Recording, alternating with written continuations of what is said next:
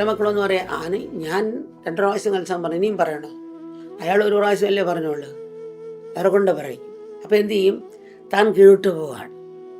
തനിക്ക് മുന്നോട്ട് വരണമെന്നല്ല, എപ്പോഴും മറ്റുള്ളവരെ പറ്റി പറഞ്ഞിട്ട് താൻ കീഴോട്ട് പോവാം. അങ്ങനെ ചിന്തിക്കാത്ത മക്കൾ 2-3 പ്രാവശ്യം പറയാൻ തുടങ്ങി. കാരണം അവർക്ക് സത്സംഗം തന്നെ ശ്രമിച്ചുകൊണ്ട് തന്നെ ഇരുന്നുകൊണ്ട് അവരെടുക്കായി. അമ്മ പറഞ്ഞു, മക്കളെല്ലാം ഭജന എഴുതണം.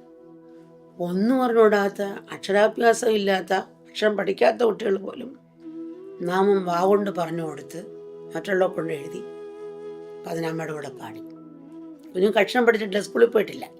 അവർ തന്നെ വാക്കുകൾ പറഞ്ഞമ്മ എടുത്ത് കൊടുത്തിട്ട് അതെഴുതി ഭജന പാടി.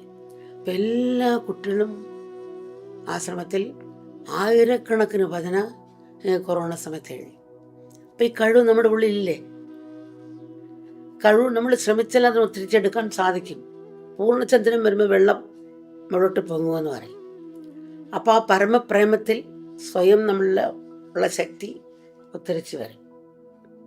അപ്പം അമ്മയുള്ള പ്രേമം വന്നപ്പോൾ അമ്മയുടെ വാക്കനുസരിച്ചപ്പോൾ അവരിലുള്ള ആ ശക്തിയെ ഉണർത്താനും അതിനെ കണ്ടാൽ അതൊരു കവിതയാക്കി മാറ്റാനും എക്സാമ്പിളാക്കി മാറ്റാനും മറ്റേ വസ്തുവായി തന്നെ കാണും.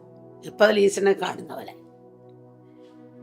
മറ്റേ വ്യക്തി വസ്തു എന്നുള്ള രീതിയിൽ കാണുന്ന വെറുതെ ഇരിക്കുന്നത്. അപ്പം അതിലൊരു തത്വം കുട്ടികൾ കാണാനുണ്ട്, ഒരു എക്സാമ്പിള് അല്ലെങ്കിൽ കവിത എഴുതാൻ അങ്ങനെ തുടങ്ങി. അപ്പം നേരത്തെ ഈ വസ്തുവിനെ കണ്ട് ഇപ്പോൾ അവരുടെ കാഴ്ചപ്പാട് മാറിയത്. നമുക്കൊരു കേടായ വായിച്ച് അമ്മ പറയുമല്ലോ, ഒരു ദിവസം 2 കറക്റ്റ് സമയം കാണിക്കുന്നു.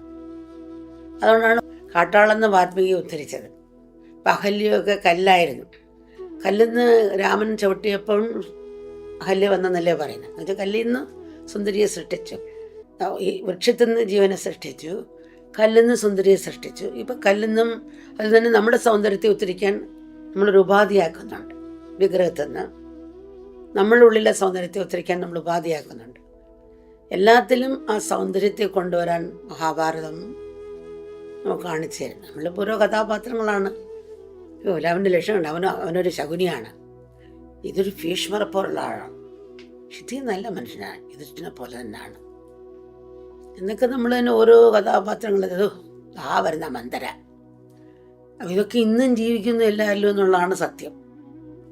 കുറ്റങ്ങളും കുറവുകളും കണ്ടുപിടിച്ച് അതിനെപ്പറ്റി ചർച്ച ചെയ്തും വിമർശിച്ചും നമ്മൾ ദിവസത്തിൻ്റെ തന്നെ നല്ലൊരു ഭാഗം ആർക്കും പ്രയോജനമില്ലാതെ കളയാറുണ്ട്.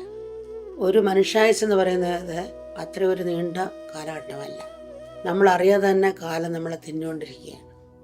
അങ്ങനെ എനിക്ക് ചെറിയ ജീവിതത്തിൻ്റെ വിലപ്പെട്ട സമയത്ത് നിന്നും മറ്റുള്ളവരുടെ കുറ്റങ്ങളും കുറവുകളും ചൂണ്ടി ജീവിതത്തിൻ്റെ നല്ലൊരു കാലയളവ് എന്തിനാണ് നമ്മൾ വെറുതെ നഷ്ടപ്പെടുത്തുന്നത്? യഥാർത്ഥത്തിൽ ആർക്കും ഒരു പ്രയോജനമില്ലാതെ ഇങ്ങനെ വെറുതെ കളയുന്ന സമയം നാം നമ്മളെ തന്നെ തരം താഴ്ത്തുകയാണ്. നാം നമ്മുടെ തന്നെ ഉള്ളിൽ നരകം സൃഷ്ടിക്കുകയാണ്. അപ്പം ചില മക്കൾ തന്നെ, നീ അറിഞ്ഞോടി ഇന്ന പോലാണ് ഇന്നയാൾ, അല്ലെങ്കിൽ ആ മന്ത്രം ഇങ്ങനെ കറങ്ങി എല്ലാവരുടെയും ഉള്ളിൽ ഈശ്വരനെ കളയാം. ഒരാളെ പോയി ദുഷിക്കുമ്പോൾ എടുത്ത് പറയണ്ട, നമ്മളെ പറഞ്ഞ് തിരിച്ച് ചീത്ത വിളിച്ചും വന്ന മക്കളുണ്ട്. അപ്പം അങ്ങനെ പറയുന്ന മക്കളുണ്ട്. ഇപ്പം അവരുടെ വായടയും. പിന്നെ വേറൊന്നും പറയാൻ ചിലത്തില്ല.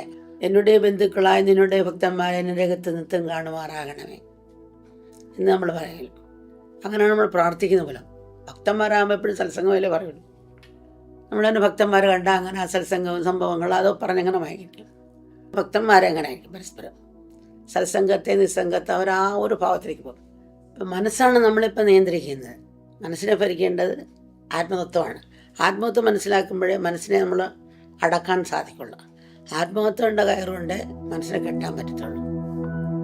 ആത്മാവ് വെച്ച് മനസ്സിനെ നമ്മൾ അതിൻ്റെ സ്വഭാവം മനസ്സിലാക്കി അതിനെ നിയന്ത്രിച്ച് ഉത്തരിച്ചെടുക്കാൻ സാധിക്കും.